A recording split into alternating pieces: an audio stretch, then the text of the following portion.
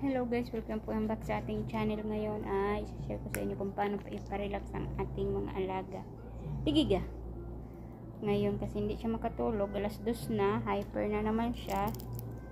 Bawal pa siyang painumin ng gamot. So ito yung ginagawa ko lagi. Massage ko yung mga daliri niya kasi gustong gusto niya to. Ayan, tigiga. Iftahi yada tani. Bagi. Ayan. Isa-isahin ko yung mga daliri niya. Gusto niya to. Maya-maya, gusto niyang minamassage itong daliri niya. Ito yung ginagawa ko. Lagi. Pag ako ang nakaupo sa kanya. Kasi nare-relax siya. So, baka yung mga alaga nyo rin matatanda. Ganito rin. Kasi, sa gabi hindi siya natutulog.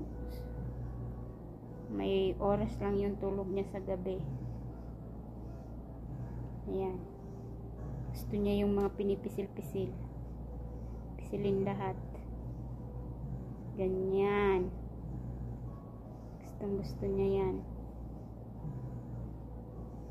Digi, ana sawi mo, inti sawi, ana sawi. Tinutulungan niya akong maghilot ng sarili. Ganito ang alaga ko. Pag hinilot ko, hilutin niya rin yung kamay ko. Ibalik niya rin sa akin. Kahit hyper na siya, minsan, hinihilot-hilot niya rin yung kamay ko. Pagkatapos ko siyang hilutin, hinihilot niya rin yung kamay ko.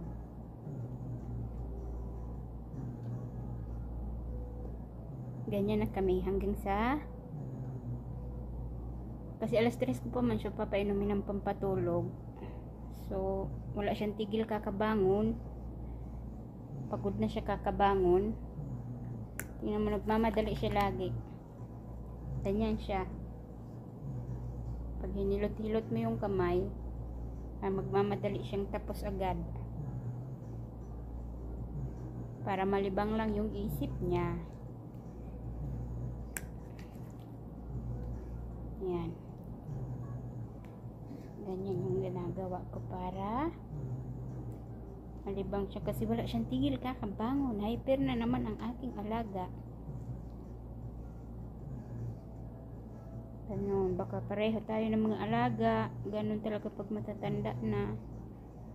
So, ito yung ginagawa ko. Lagi.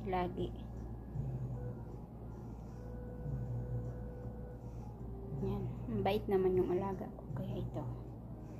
Ganyan lang ako, pisil-pisil ng daliri.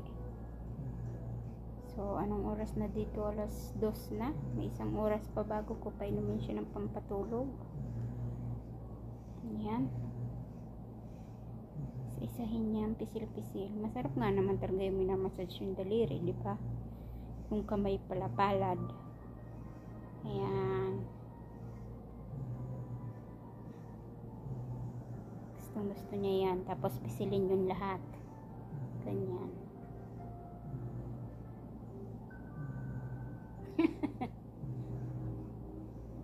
So, ayun lang.